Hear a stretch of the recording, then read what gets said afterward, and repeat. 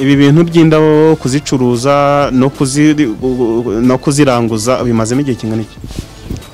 Bikozemo imyaka 8.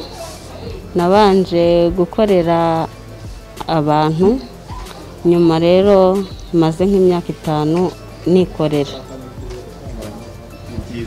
Hanyuma rero tugiye noneho mu bifatika kugira ngo umuntu umutunganiriza ururabo urukore kugeza ubwo rutabasha kwangirika rukamara igihe kandi ari kuzuba ntirwangirike, bigenda biturura ubundi rutunganya gute ko muri iki gihe n'ururabo ari ikintu kigezweho? Indabo rero dutanga ziba zitandukanye. Dutanga indabo ku bageni, tugatanga indabo ku babyaye, tugatanga indabo ku bagize ibyago, n'abagiye gutera ivi nabo tubahereza indabo. Ubundi hari na bagenzi bacu rero baza kuturangurira, nabo tubasha kuzibagezaho mu buryo bworoshye kandi bwihuse. Noneho wa muntu ukeneye ururabo rero wenda ni umugeni cyangwa se n'ugiye gutera ivi ataruje kurangura, tugiye muri pratique utubwire ururabo dutangira kurutunganya gutya, rwagera aha ngaha tukarumuhereza mu ntoki. Nk'umugeni nk'ugiye muri civile, urabona yuko uru ni ururabo rutaratangira gutegurwa. Icyambere rero tubanza gukora nuko tubanza gukuraho aya mahwa. Twamara gukuraho amahwa, ururabyo turarufata tukaziringaniza. Twamara kuziringaniza ubwo tukarwambika. Urabona nk'uru rwamaze gutegurwa. Twahereye kuri Benshi igifite ibibabi, twakuyeho amahwa, twaziringanije, turangije turarutegura. Ubu iyo rugeze aha ngaha nibwo tuba twamaze kurutegura, tukabasha kurushyikiriza uwarudusabye. Aho ngaho rero mwamaze kurutegura, aho n'urwo rurabo tubona nta kintu rurimo. Ese kugira ngo rutuma bigenda bite? Ururabo rero kugira ngo rutuma ruba rufite garanti, ntabwo rushobora kuma rutaramara wenda nk'umunsi, cyane ko nk'uyu nguyu uba warujyanye mu gikorwa, nimba ari umurenge yagiyemo cyangwa se nimba yagiye gusezerana, nawe ashobora kumara kurukoresha akarushyira nko muri vaze agashyiramo amazi. Ubundi akenshi indabo ziba mu mazi. Iyo twagiye kuzirangura ahantu zibera ni mu mazi, nta kindi dukoresha uretse kuzishyira mu mazi. Kuvuga ngo umuntu ashobora kujyana ururabo ajyanye n'amazi yarwo cyangwa ashobora kurujyana nk'uko nguko rufashe nta kintu rurimo? Ntabwo umuntu ajyana ururabyo ajyanye n'amazi. Nakubwiye ko byibuze rushobora kugira garanti y'umunsi kugira ngo rutuma, ahubwo nyuma y'igikorwa runaka nibwo ashobora kurushyira mu mazi kugira ngo abe yabasha kugomeza kurureba nyine, ariko ubundi ruba rufite garanti y'umunsi. Hanyuma hari ayo mazi muzishyiramo, aba ari amazi asanzwe, aba ari ibindi bintu birimo, biteye bite? Ni amazi asanzwe ariko ukayarinda isabune, ukayarinda n'umunyu, kuko indabo zizirana n'umunyu zikazirana n'isabune. Mbona amaponje aba ari muri izi ndabo, niba nabyita amaponje, niba nabyita imifarizo simbizi. Iyo ni imifarizo isanzwe se yibimaze iki kuri izi ndabo? Ariya ma eponje ubona baba bashyize mu ndabo aba arimo amazi, tuyashyira mu mazi akabasha kunywa, niyo abika amazi agafasha ururabo kugira ngo rwere kuma. Kuvuga ngo nk'ururabo ruri mu iponji irimo amazi rushobora kumara igihe kingana iki?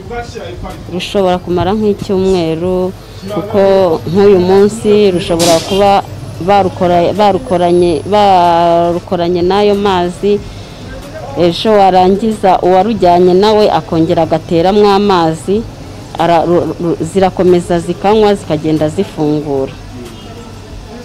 Tubwiye uko ururabo mu rutunganya kugira umurikira rutwaye, byumvikana ko ari nk'aho ari ibintu byoroshye, ariko ni ibintu mumazemo imyaka 8 kandi ndabona agiye mbona aha ngaha zimwe ntizisa.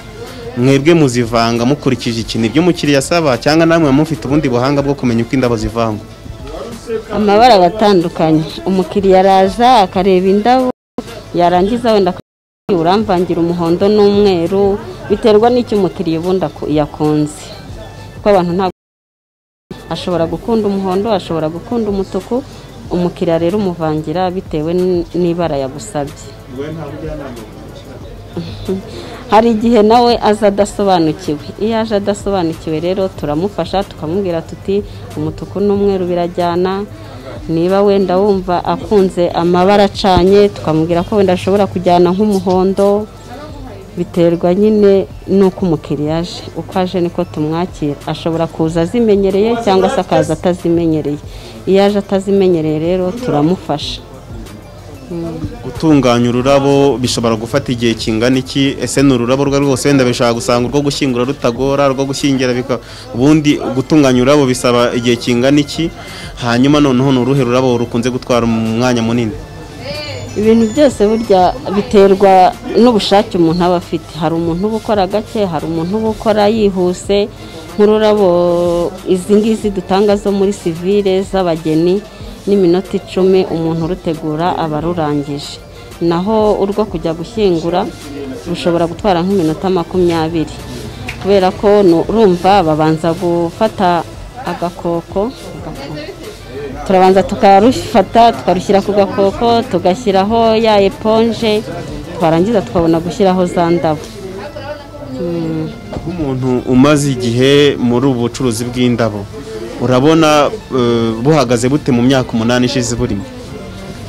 Bigenda bifata iyindi ntera, kuko dutangira abantu ntago bari basobanukiwe indabo, umuntu wamusansibirizaga nk'ururabo akumva ko ururabo ari ibyatsi.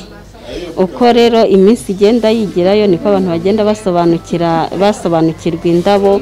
Umuntu ashobora kujya gusura undi nk'ubu ngubu akamushyira akarabo, yajya gusura umuntu kwa muganga arwaye akamushyira ururabo. Ururabo mbese nyine ni nko guhumuriza. Kandi yarangiza akarushugunya? Ntabwo arushugunya.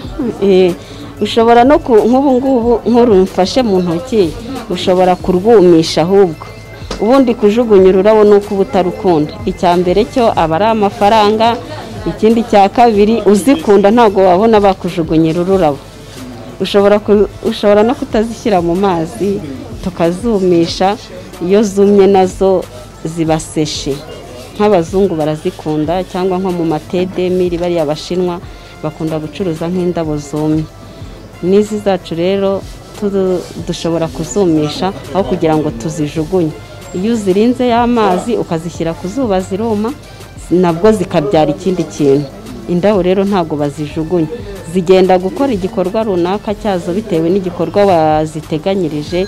Ubwo iyo kirangiye nyine baba bafite ukundi kuntu nabo baba bari buzibika, ariko ukundi nabo ntazijugunya cyangwa ngo ube wabwira umuntu ngo wagiye kujugunya indabo. Oya, hari uwumva garanti iyo rurangije igikorwa cyazo runaka. Tugana ku musozo, hari uwumva cyangwa se abona izi ndabo no ku masoko ntitugiye kujya mu biciro byazo, ariko akumva indabo zikosha, ariko akavuga ati konjya nzinyuraho n'ubundi indabo se zarizo zose zagurishwa, zingizi zo ni iki kidasanzwe ziba zifite wenda ugeranije n'izindi ushobora kubona mu murima cyangwa mu gasozi zimejeje? Indabo rero ntago zimeze, indabo barazihinga nk'izi z'amaroze, bisaba imirama kandi bigasaba n'abantu babihuguriwe kugira ngo babashe kuzikurikirana. Ari na ziriya mureba z'ibyatsi nazo zigira nko mu gace runaka naho baba bazihinga, nka ziriya zituruka ahantu bita muri Mbogo, zigaturuka n'ahandi hantu bita Rurindo. Indabo rero ntago zimeze, barazihinga nk'izi ziba zageze ku isoko. Hanyuma rero ubwo ni ukuvuga ngo umuntu uhinga indabo ni imari ikomeye afite ashobora kujyana ku isoko, kuko hari abantu wenda bari mu cyaro batazi ko zifite agaciro kugeza kuri iki gihe. Indabo zifite agaciro cyane ko natwe niyo kugira ngo bazitugereze ku isoko bisaba kuba uziranya, ahubwo n'uzihinga ukamuhamagara ukamuha komande barangiza bakazituzanira. Utahamagaye ngo utange komande ntabwo nabwo bazikuzanira, ntabwo indabo bazibunza. ziza ziri kuri komande. Ngira ngo mwabyiboneye uko ururabo rutunganywa, namwe ushobora kurwikorera uramutse ufite indabo iwawe. Ahangaha rero ni impano nabageneye nk'umunsi mukuru wa Noheli n'ubunani. Bimenye none nta tuyisubikiye, ibiganiro bya TV nibyo birakomeje.